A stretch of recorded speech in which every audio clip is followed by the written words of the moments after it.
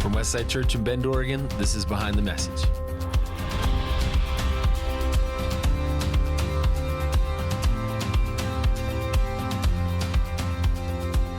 In this podcast, we take you behind what we teach here at Westside. I'm Ben Fleming. And I'm Evan Earwicker. Welcome to another episode, a special episode of the podcast because we have a guest today. Yeah, fastest jump in we've ever had because Evan was trying to get me to stop singing Mulan. And yeah, well, we're going to talk about Mulan, but we need to introduce the guest, and then we will talk about 90s movies and music. Like okay, we always fair do. enough. Yeah. So our guest today is Bo Stern-Brady, and Bo was here long before any of us were really pioneered the Westside as a church. Not really, but in the beginning, she was here a long time, and she now is the lead pastor at B4 Church in Beaverton, Oregon. We're thrilled to have her back, and she spoke this past weekend. Hi, Bo. Hi, guys. I'm thrilled to be here. I have been here longer than any of you were on the planet, actually. That's true. She said it, not us. I've been here longer. I've been everywhere longer. And you're a youth pastor, right? Yeah. Bo, I met you when I was 11 years old. It seems like a while ago. And I remember very specifically that trip to Montana for my very first youth summer camp. And we were caravanning, and you were driving, I think it was a green Jeep Laredo. Is that right? Does that ring a bell? Yeah, that would have been. I remember driving specifically by Biggs Junction on the Columbia River Gorge in that Jeep with you driving. And I was, I think, almost 12. So wow. I don't remember much from that trip, but very specifically, I remember being in that Jeep on the gorge. Bo, what's your earliest memory of Evan? Oh, boy. Evan came to I think he came to a conference our church did before his family was coming to our church.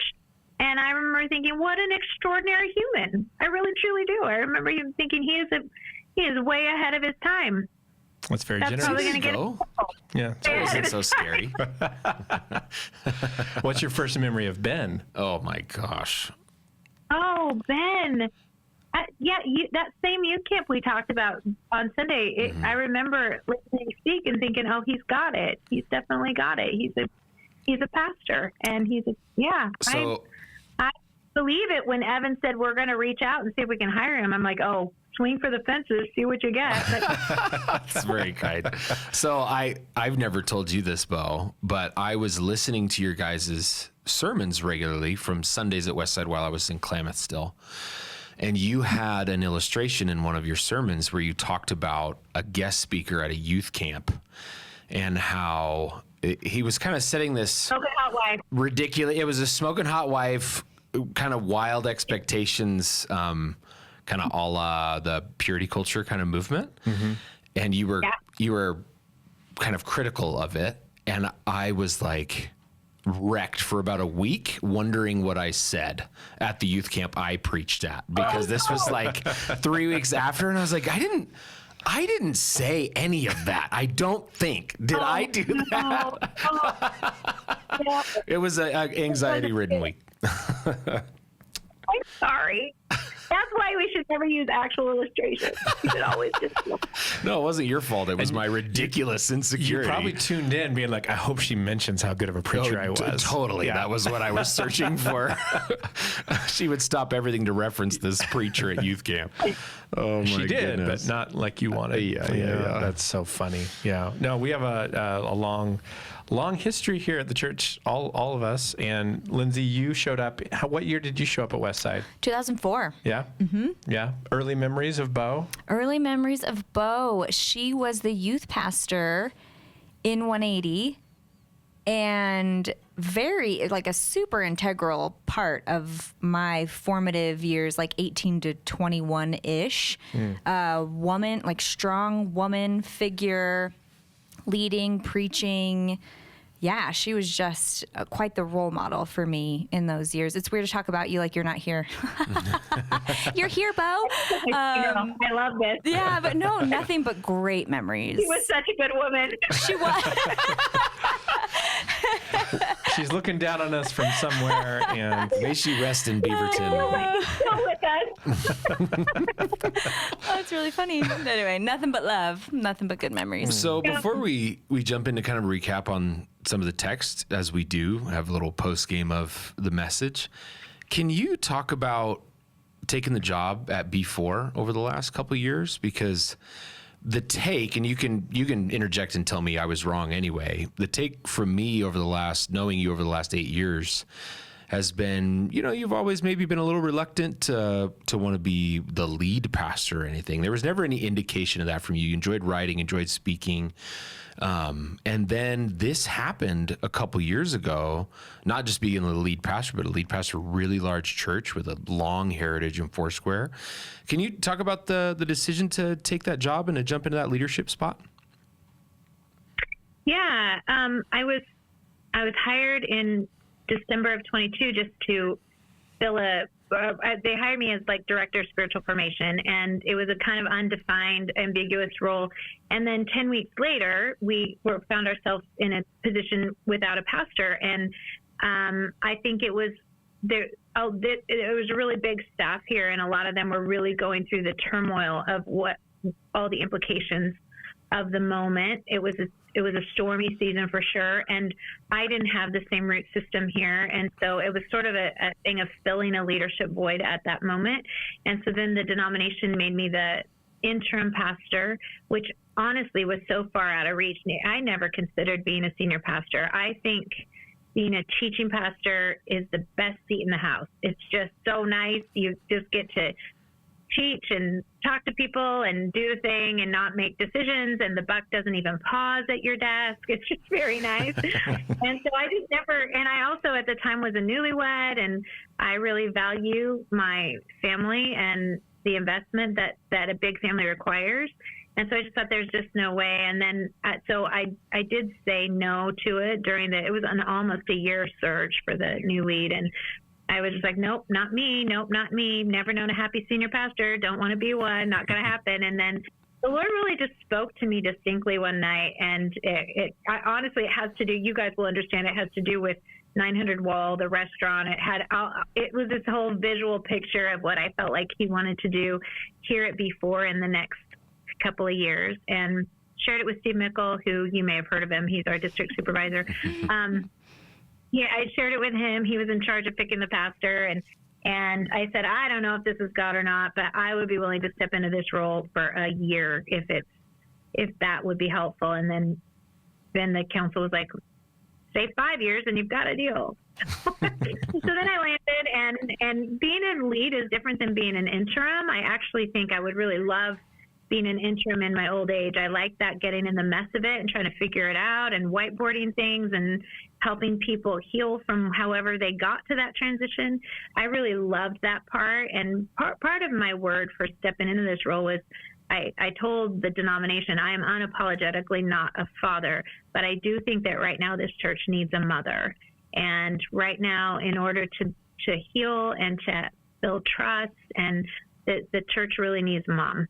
So honestly, my first maybe 18 months here, I counted on my planner, there was 1,200 conversations about one specific issue over and over and over and over again. Just these conversations, it was just like lots of conversations. And that's what I've always said parenting is. It's just lots and lots of conversations. So that's how I landed here. I'm as surprised as anyone. Probably. All that raw ambition that you displayed that got you kicked out of here actually makes sense where you've ended up. I'm kidding. I like that. I like that you say you're unapologetically a father, which for good reason, and unapologetically not a father. What did I say? A father. A father. Yeah, you skipped the not. Not important. A father. Not. Yeah. Okay. But you've embraced this like mother figure to that. I think Ben is more the zany uncle of Westside. For sure. I don't know what I am, but you're the father. Yeah, you're whatever. But talk to us about that, because that's not a lot of lead pastors that are women in our movement. There are many, but not a lot. And specifically this relationship between the lead pastor and the church. maybe is new territory for a lot of people that haven't experienced being pastored by a mom figure. How has that been maybe a edge or a benefit to how you're able to lead? Well, I mean, one of the benefits, I think, and this is just gut level honest, is that there's with the recent history of church scandals, there are some ways that we don't trust male pastors and that we do trust female pastors. And so there's that. There is a feeling, I think, with women that you're probably doing stepping into the Deborah role and patch things up and then hand it off to somebody else. I think people feel oftentimes a comfort with a mom figure, and I can trust her with my heart and my secrets. At least for women. It was funny because one man talked to me on the day I was installed, and he said, I think this is great because men and women always learn from men and women, and it's so good for us to learn from each other. Instead, we can learn from both genders. And I was like, what church have you been going to? I've been learning from men all my life. Women have been hearing from men every Sunday all their lives. Women go to male pastors with their problems. That's who they have. And men are often like, I don't know what I would do. If I had a problem, I couldn't go to a female senior pastor. But it's honestly the life that women have had in the church for ages is that we hear from men and men's perspectives, and that's fine. But I think it's really good to learn from both. And so our church is having an experience right now where the plans are being set by someone who thinks like a mom.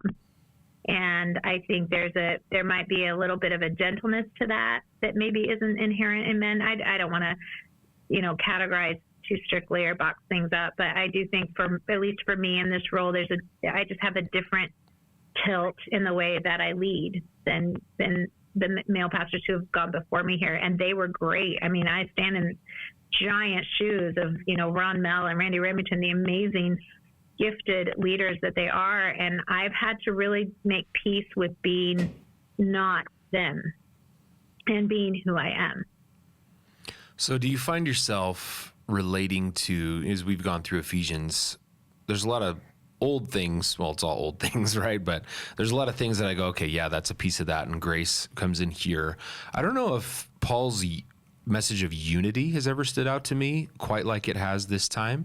And then going through the other epistles and going, oh my gosh, Paul seems to be pulling out all of the stops to not solve every single issue, but try to create a unified church in all of these different places. And exactly what you're talking about, there's a million different issues that you are having to understand at the very least when you come into the leadership position. There's the heritage of Randy Remington and Rob Mell. There's the difficulty that the church is coming out of, as you described, a stormy season. There is for a lot of people a female pastor when they've only had male pastors.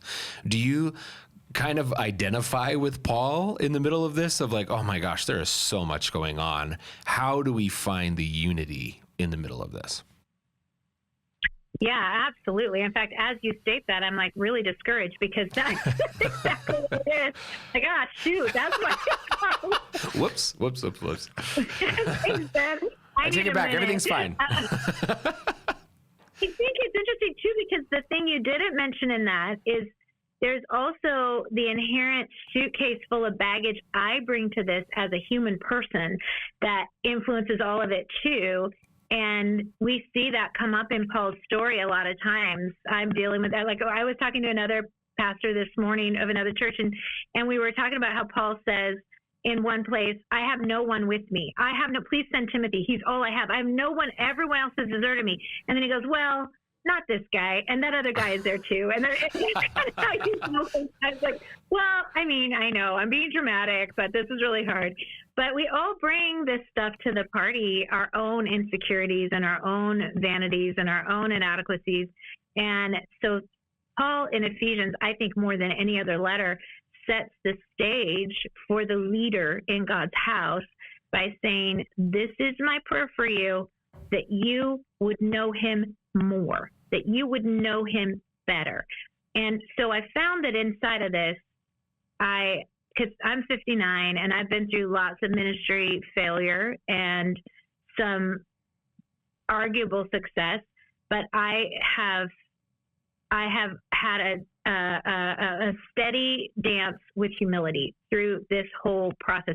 Being a woman in ministry is innately humbling. It's probably also humbling to be a man in ministry. I just don't have that experience.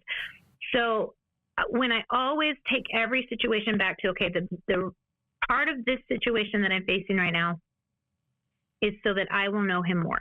I want to know him more. And I don't want to let go of what God is trying to do in me while I'm praying about what God is wanting to do in the church, or while I'm putting my energy into how God leads the church. If I lead this church and fail to know him more, I have failed. And so bringing those things together so that he's building his church and he's also building the person that he wants me to be is really important to me. And that has been probably a bigger trick than I thought when I took it. I really did think that I was bringing a fully developed self to the job. And now I'm realizing that the job is intended to further develop who I am. What is your hope to hand off when you're done, whether that's in, tomorrow after this conversation or 15 years from now? What do you hope to hand off, and who do you hope to be at the end of this leadership journey for you? Gosh, what a great question. I'm going to write that in my journal and ask myself that. That's really good. I think that I have found one nice thing about being me right now, about being a transitional kind of leader. I don't want to say it too many times because then my church thinks I'm not going to stay. And I love this church, and I want to be here for a long time, even if it's not in this role. And I'll stay in this role as long as Jesus wants me to. But when I said the nature of me being older and not ever wanting this as the pinnacle of my career or my vocation or whatever, is that when I hire people here, some pastors I've known, when they hire people, they're like, are you going to try to take my job? And when I hire people, I'm like, are you going to try to take my job? Because that would be fun. That'd be great. I really have very little ego invested in this. Every day I pray for who's coming after me, because I know my job is to build something that will hand off well. And so the word I have from God that came to me probably 2 weeks into my role here was, you have 5 years to get this ship battle ready. And I can't tell you that I know for certain what that means. I do know that more and more of that word is becoming visible to me as I walk through it. And there are always going to be, we experience the turnover that everyone does. I think ours might be a little bit more highlighted because there are people that just don't want a woman pastor. And there were people who were okay with an interim female, but then when I was made the permanent lead, they're like, no, that's not for me, and that's fine. But I want to make sure that I am leading according to this template. So we want to get the ship battle ready. We want to follow the leading of the Holy Spirit, and that's taking us somewhere. This isn't just to keep everything steady. We don't want to just anchor down in the storm. We want to lift sails and go. And so what I know we're moving toward is hope, healing, freedom, and flourishing. Those are our words. We're moving toward those 4 words in every possible way. So we baptized 30 people on Sunday while I was at Westside. They were doing that here. And I felt like that's new life. All of those people stepped into hope. And now how do we get them to the next spaces? Healing and freedom and a flourishing life. That's what I want for the whole church. And so if you're doing that right in a reproducing church, by the time I get 5 years down the road, I'll have more flourishing people, but I'll also have more people just stepping in. I think a church always is healthy when it has all of those things, new and old, just like a family. You want to have new life and old life. All those things are important. So that's what I hope, a church with a better connected group, a group of, we need a greater sense of interdependence in our church, and we're working hard on that right now. So I think that's what I am hoping, and I am hoping more of the picture will develop to me and to my team, because everybody brings a picture of it to the table that's valuable as we go. Mm-hmm. Can you describe how your view of flourishing has changed over the course of your life, especially in ministry, because the flourishing could be a word used by kind of the charlatan MLM. You know, it's that success. We're going to flourish. We're going to thrive, right? Maybe thrive is a little bit more of that word. I know, obviously, that's not your heart, and that's not inherent to the word. But I think about you, who has had a lot of success and a lot of we are very familiar with a lot of the pain and the difficulty and the suffering and the questions. Can you describe maybe how the idea of flourishing has shifted and changed over the course of your time in ministry? Yes, I could tell you in one sentence. Flourishing is a sense of being safe in the love of God and safe inside my own skin. To me, it's simply that. If I am at home inside my own soul, that I know it is safe to live as myself in this world and inside the love of God, then that to me is the flourishing life. And all the external stuff around it either feeds that or tries to steal from it, but it doesn't create it. It just doesn't. It doesn't create it when you find the right spouse or when you get the right amount of money or when you get, because that's the prosperity gospel is what you collect makes your life full and flourishing. But the Jesus way is how your interior, what is going on in there, what is cultivated and growing and multiplying inside of you in terms of safety and peace. And I can live inside myself without angst. It's I think it's Jehoshaphat at the end of their big battle. It says, and the people had peace on every side. That has always been my thing of I want to live with peace on every side in my own soul. That doesn't mean there will be external peace on every side, but I believe it's possible internally. So that to me is the flourishing life. It reminds me, I saw recently a video of all people, Will Smith talking about the infamous Oscars moment where he slaps Chris Rock and then he wins Best Actor right after, which is just such an absurd collision of a really, really bad moment in your life and what's supposed to be really, the highlight of your whole career and what you've been working towards. And he was making the point for him that rock bottom and the very peak of his success pose the same threat to his own ability to basically thrive, to flourish. And I hadn't heard it compared that way, and especially with such a vivid illustration of it's the same thing, whether you're depressed at the bottom or you're at the top and realizing there's nowhere else to go.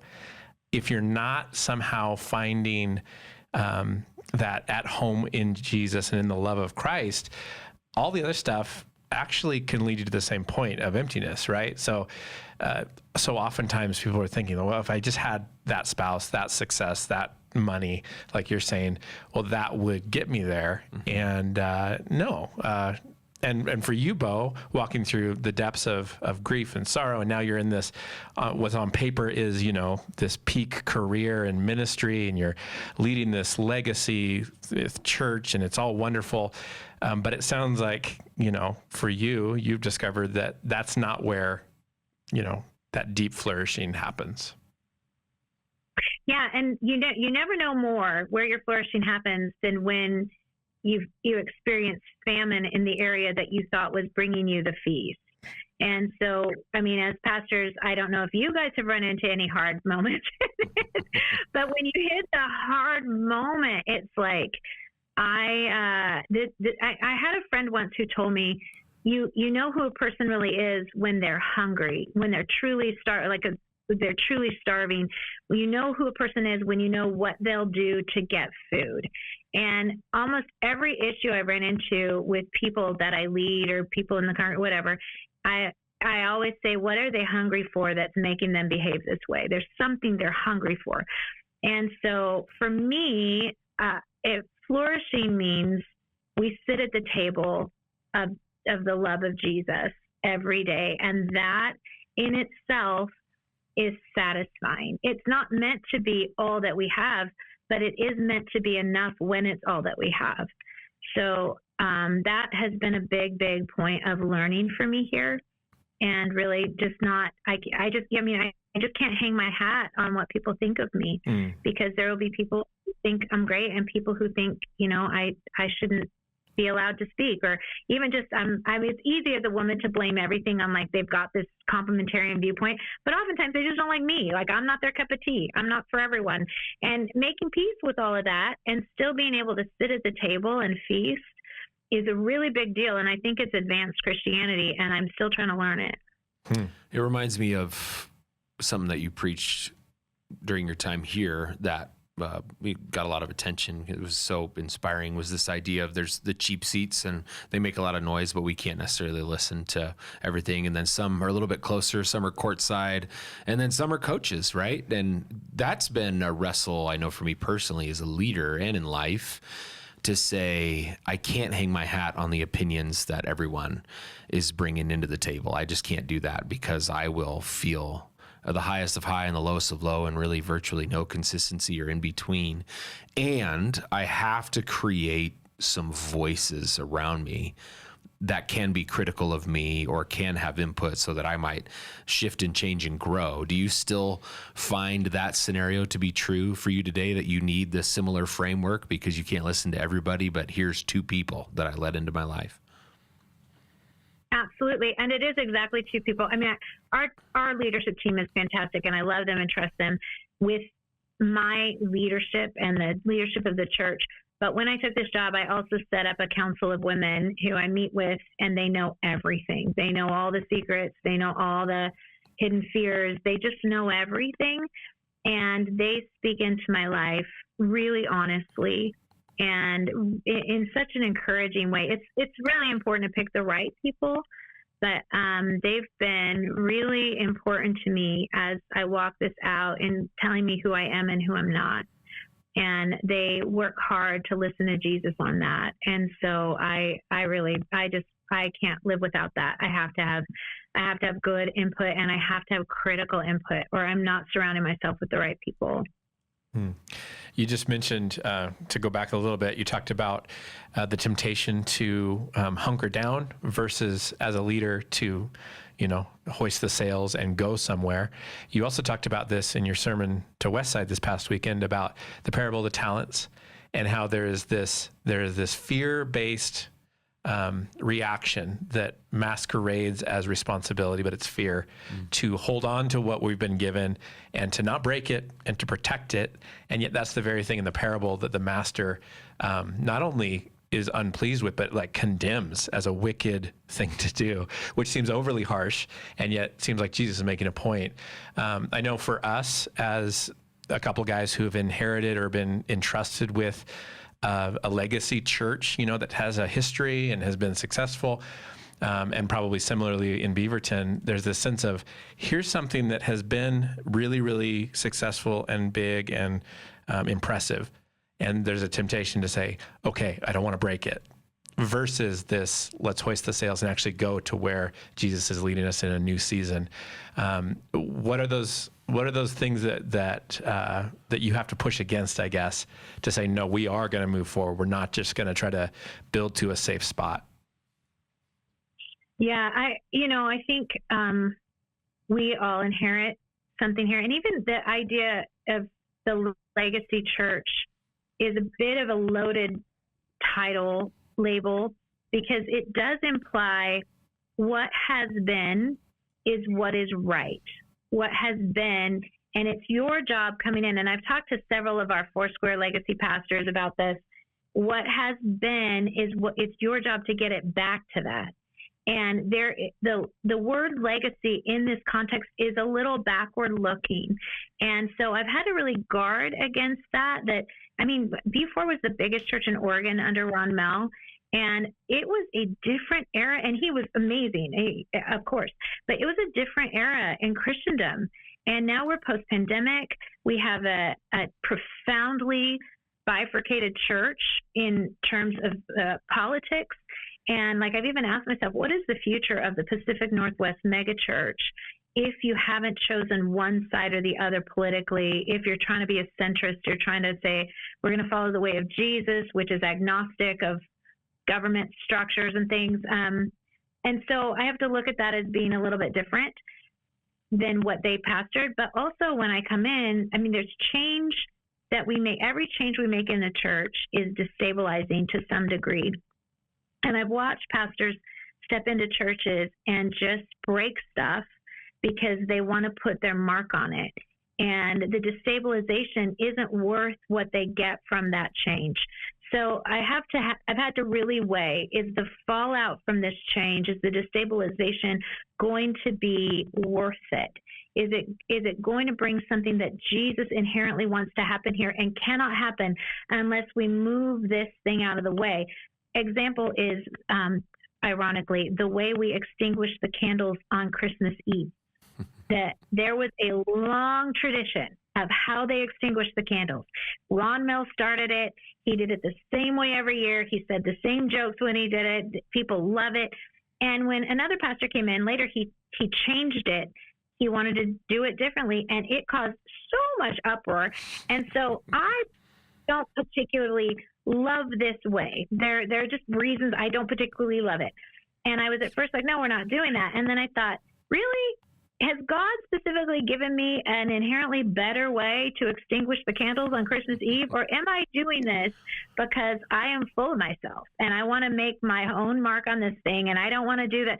So that's been important because that tradition really did represent for many people. I was 6 years old and 8 years old and grew up in this church and did this thing. And I'm like, why would I want to take that from them when I don't have anything more life-giving to replace it with?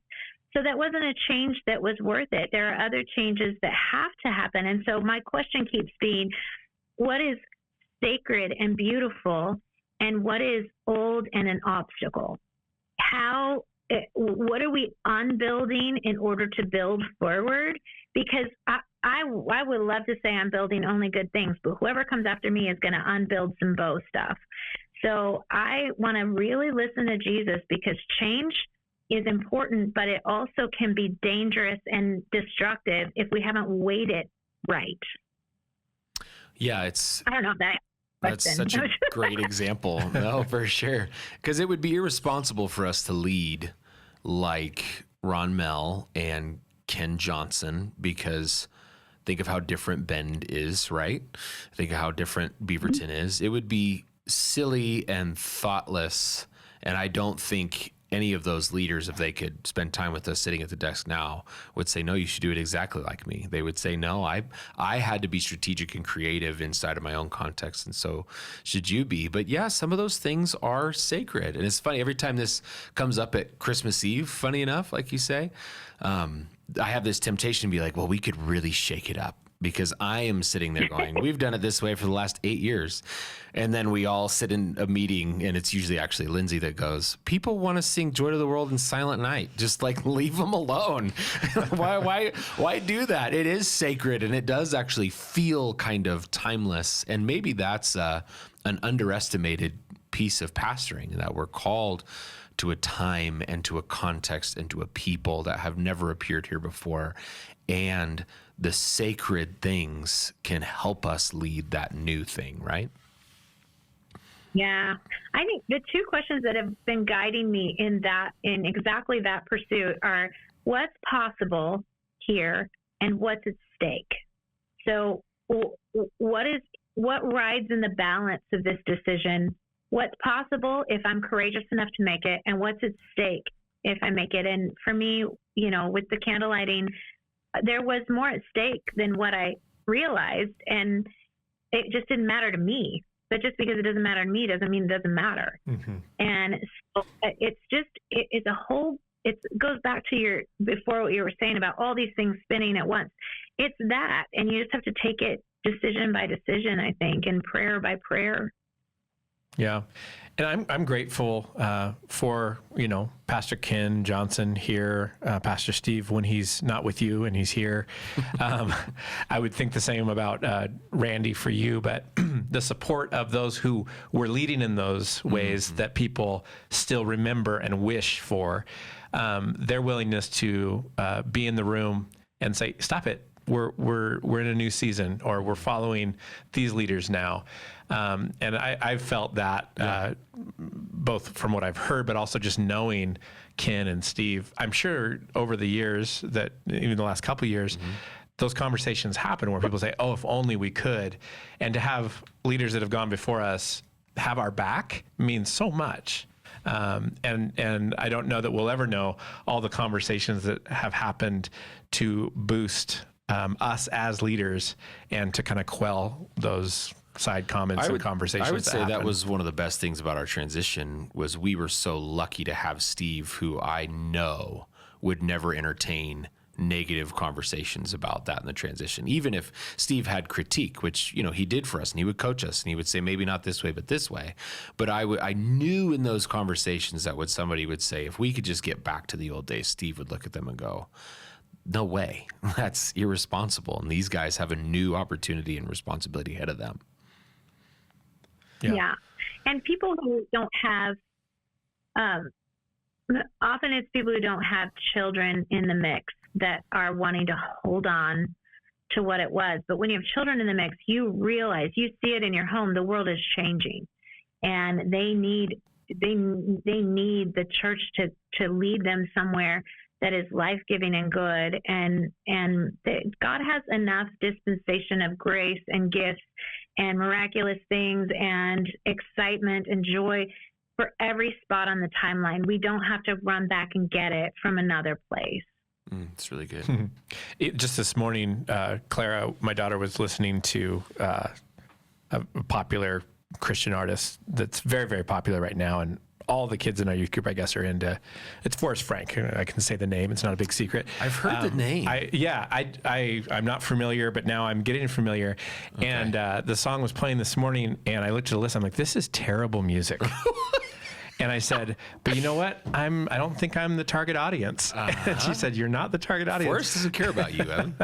And and I don't think it's terrible music. It was grating at 7:30 in the morning. But I have that really sense. Yeah. If we're doing our job well, we should be in church and say, I don't think I'm the target audience for this. And that's good, because we are trying to reach our kids and our kids' friends and a new generation of people to fall in love with Jesus. And it may feel and look differently. And the older folks I respect the most in this life are the ones who get that, who realize it's not all about me in whatever generation we're in. It's about what God wants to do next. And so such just mad respect for the like Dorothy Williams of the world, that, you know, she's still here at 96 years old, and just so unwilling to make it about her preferences. Right. And that's not her relationship with the church, and it's beautiful. But yeah, she's beautiful. That's attached to the conversation that we've been having about 90s music and 2000s music, where I think it was just you two that were in the room that I looked at and said, people started naming the bands and the names of the songs. And then I searched a couple of them and just hit play real quick to remember the intro line or whatever. And I looked at these guys and I said, do we ever get to have this again?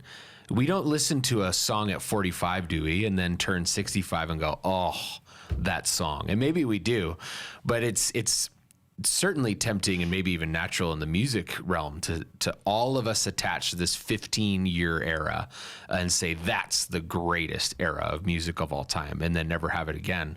The challenge of discipleship is to move us beyond that, right? Because there is a responsibility in our 20s and then maybe a different one in our 70s. And that's part of the way of Jesus, is to continue to come back to the well of new leadership and insight and wisdom, and to grow within the church, within all that. We don't just get to disconnect and say, boom, I'm playing Green Day, and I don't care what you have to say for us, Frank. Like, that's what I'm listening to. No, listen to The Weeknd, Ben. You're going to love it. I can't do it.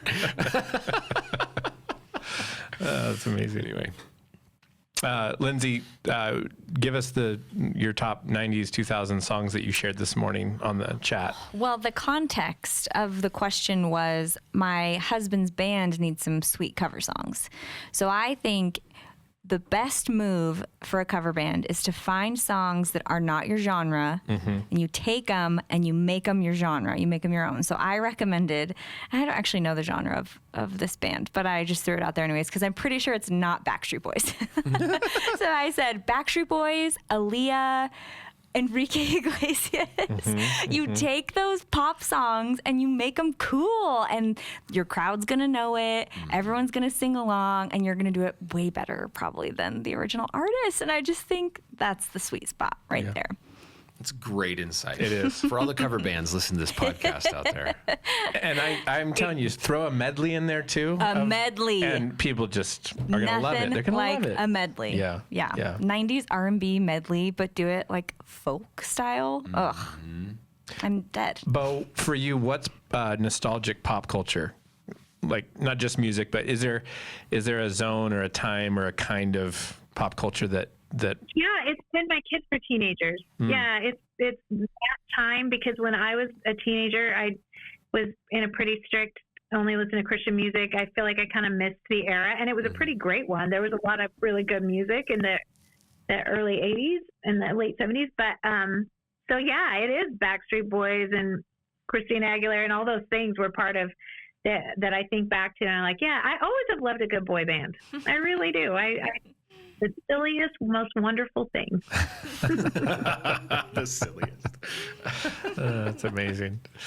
Good. Well, Bo, we really appreciate your time, both this weekend, of course, but then to take time again and talk to us more. We're just going to keep asking for attention from you, as we've been doing for decades. So, but thank you so much. And thank you for stepping back in after a couple of years since you've spoken here. And especially at that 9:30 service, you could just feel the crowd when they found out that you were in the room, just respond so warmly. And that doesn't always happen after a few years. So anyway, everybody loves you still. That's so nice. Thank you so much. I appreciate it. Yeah. You're the best, Bo. Yeah, and we'll have to have you back before 2 years go by again, and it'll be lovely. So We just at least come over and get lunch or something. Yeah. You know, baby steps. be great.